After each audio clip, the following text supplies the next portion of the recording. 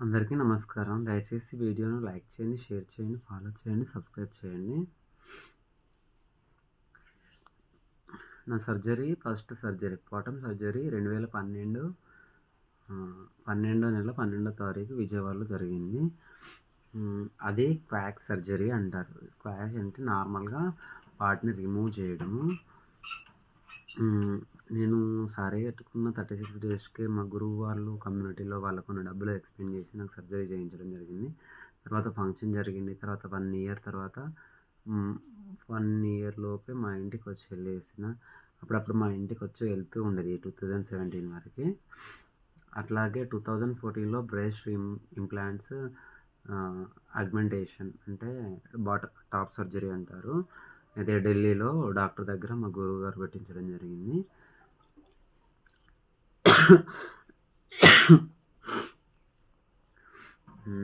మళ్ళీ voice change surgery 2024లో రీసెంట్‌గా మే మంత్‌లో జరిగింది. అది కూడా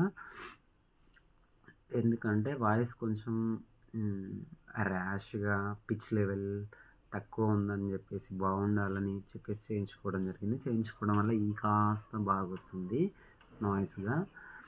అట్లాగే బ్రెస్ట్ రిమూవల్ సర్జరీ 2019లో మా అమ్మ చాలా ఇబ్బంది పడేది. అంటే నేను అబ్బాయిలాగా ప్యాంట్ షర్ట్ వేసుకొని మళ్ళీ ఉండడం. ట్రాన్స్‌జెండర్ అయిన నేనైనా బయోలాజికల్‌గా అమ్మ నాన్న కోసము ప్యాంట్ షర్ట్ వేసుకొని ఊర్లో ఉండడం జరిగింది. మా అమ్మ చాలా బాధపడేది. ఊరికే ప్రాబ్లమ్ అవుతుంది, ఏమన్నా అబ్బాయిలతో ఇబ్బంది అవుతుంది అని చెప్పేయడం వల్ల 2019లో హైదరాబాద్లో డాక్టర్ ప్రీతి శుక్లా గారి దగ్గర రిమూవ్ చేయించుకోవడం జరిగింది. అలాగే నేను ఈ ప్రాసెస్‌లో చాలా ఇబ్బంది పడ్డాను. ఎందుకంటే ఎవరు నా పక్కన లేకున్నా కూడా తెలిసిన కమ్యూనిటీ వాళ్ళు ఒకరో ఇద్దరో ఉండి నాకు సర్జరీలు చేయించడం, నేను లోన్లీగా ఫీల్ అవుతూ చాలా బాధపడడం జరిగింది. మా ఫ్యామిలీ ఏంటంటే ఫస్టు ఒక 2 సార్లు ఇంట్లోంచి పోవడము, చిన్న చిన్న ప్రాబ్లమ్స్ పెద్ద పెద్దగా అవ్వడము, వాళ్ళు మెల్లగా ఇట్లా ఇబ్బంది పడుతున్నాడు, ఏదైనా మంత్రాలు జరిగినాయా, దేవుడు అది ఇది అని అడుక్కున్నా కూడా జెండర్ గుర్తుపట్టలేదు కాబట్టి అట్లా ప్రాబ్లం అయిపోయింది.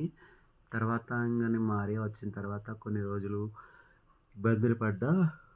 బయట కమ్యూనిటీలో అమ్మాయిలా ఉండడం, ఇంటికి వచ్చినప్పుడు అబ్బాయిలా ఉండడం జరిగింది. అంటే అక్కడ కూడా చాలా స్ట్రగుల్స్ ఫేస్ చేశాను. రెంటెడ్ కపుల్స్ నుంచి, పోలీస్ డిపార్ట్మెంట్ నుంచి ట్రైన్లలో వెళ్తుంటే అబ్బాయిలు చిన్నగా చూపు చూసేవాళ్ళు, ఒకరో ఇద్దరు అంత బెదిరించడం అట్లా ఇట్లా జరిగేది.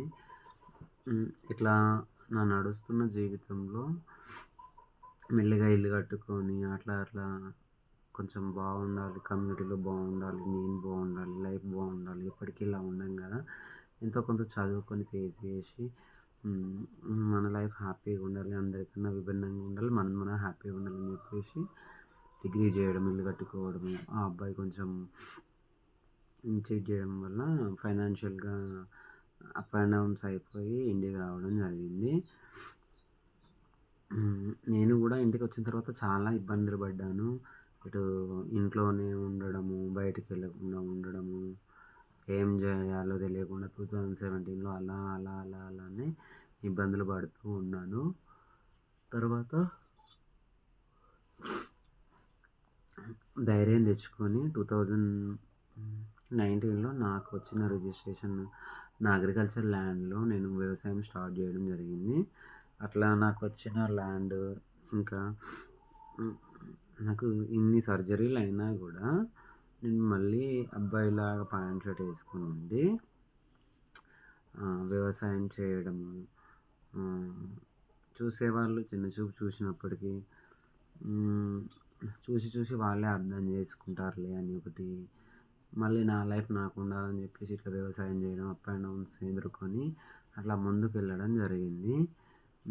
చూసేవాళ్ళు ఎన్నో ఎగతాళి మాటలు ముందు వెనక ముందు. మరి పల్లెటూర్లలో చాలా తెలియని వాళ్ళు ఒక రకంగా, తెలిసిన వాళ్ళు ఒక రకంగా, తెలిసి తెలియకున్న వాళ్ళు ఒక రకంగా ఇట్లా ఇట్లా డిస్క్రిమినేట్ చేసేది. అయినా కూడా నా పని నేను చేసుకుంటూ ఇటు వ్యవసాయం, కోళ్ళ పెంపకం, ఆవులు, మేకలు, బర్రెలు, నాకు వచ్చిన పొలంలో పొలం చేసుకోవడము, ఓపెన్ డిగ్రీ స్టార్ట్ చేయడము, ఇంట్లో వంట చేసుకోవడము, ఒక్కదాన్నే నివసించడము, హ్మ్. ఇలా జరిగింది. ఇలా చేస్తున్న క్రమంలో మధ్యలో నాకొచ్చిన ఇండ్లు రిపేర్ చేసుకోవడము, ఇల్లు స్థలాలు నా పేరు మీద చేసుకోవడము, ల్యాండ్ మంచిగా చేసుకోవడము, అట్లా చేసుకున్నాను. చాలా ఇబ్బందులు ఫేస్ చేసినాను. ఆహ్, తర్వాత 2022లో కౌశిక్ సారీ మా ఊరబ్బాయితో పరిచయం ఏర్పడింది. హ్మ్. ఆ పరిచయం ఏంటంటే వేరే ఒక దారి ఇష్యూ కోసం గొడవ జరగడం వల్ల హ్మ్. హ్మ్. వాళ్ళ అమ్మకు, నాకు కొంచెం బాండ్ ఉండేసి ఈ అబ్బాయి నంబర్ తీసుకొని 2022 జూన్ 12 రోజున మార్నింగ్ 8:30కి నంబర్ తీసుకొని ఈవినింగ్ వరకు లవ్ యూ అని చెప్పడం జరిగింది. ఓకే. అప్పటి నుంచి ఇప్పటి వరకు ఎక్కడా రిజెక్షన్ లేదు. అన్నీ okay, okay, okay. No rejected. అట్లా మేము మంచి చెడులు పొద్దున ఆ రోజే పొద్దున హైదరాబాద్‌కెళ్ళిపోయిండు. వెళ్ళిపోయే క్రమంలో నేను కాల్ చేయడం, మాట్లాడడం, నా లైఫ్ స్టోరీ, తన లైఫ్ స్టోరీ చెప్పుకోవడం, నా ప్రెజెంట్, పాస్ట్, ఫ్యూచరు, తన ప్రెజెంట్, పాస్ట్, ఫ్యూచరు, వాళ్ళ ఫ్యామిలీ బ్యాక్‌గ్రౌండ్, మా ఫ్యామిలీ బ్యాక్‌గ్రౌండ్, తన ఫీలింగ్స్, తన స్టడీ, తన గురించి ఎక్స్‌ప్రెస్ చేశాడు. నేను కూడా ఎక్స్‌ప్రెస్ చేసినాను. అలా కనెక్ట్ అయిపోయినాము. అట్లా కొంచెం మనీ షేర్ చేయడం, అవసరం వచ్చినప్పుడు హెల్ప్ చేయడం, వాళ్ళ పొలం కౌలుకి ఇయ్యడము, టెంపుల్స్‌కెళ్ళినాము. వాళ్ళ అమ్మకి ఆరోగ్యం మంచిగా లేకుంటే పోయినాము. వాళ్ళ అమ్మ విల్ డీడ్ మొత్తము ఈ అబ్బాయి పేరు మీద రాస్తే కూడా సపోర్ట్ చేయడము. మా ఇంటికి రావడం, వాళ్ళ ఇంటికి వెళ్ళడం, పాలు ఇవ్వడము, కొన్ని డబ్బులు, కొన్ని మెటీరియల్స్, కుక్క పిల్లల్ని కొనివ్వడము, క్రాప్ లోన్ ఇప్పించడము, వాళ్ళ అమ్మకి హెల్త్ ఇష్యూస్ వచ్చినా, తనకి హెల్త్ ఇష్యూస్ వచ్చినా అంటే వీడియో కాల్స్ మాట్లాడుకోవడము, ఆడియో కాల్స్ మాట్లాడుకోవడము, ఇట్లా ఒక 1 ఇయర్ వరకి ఒక లవర్స్ లాగా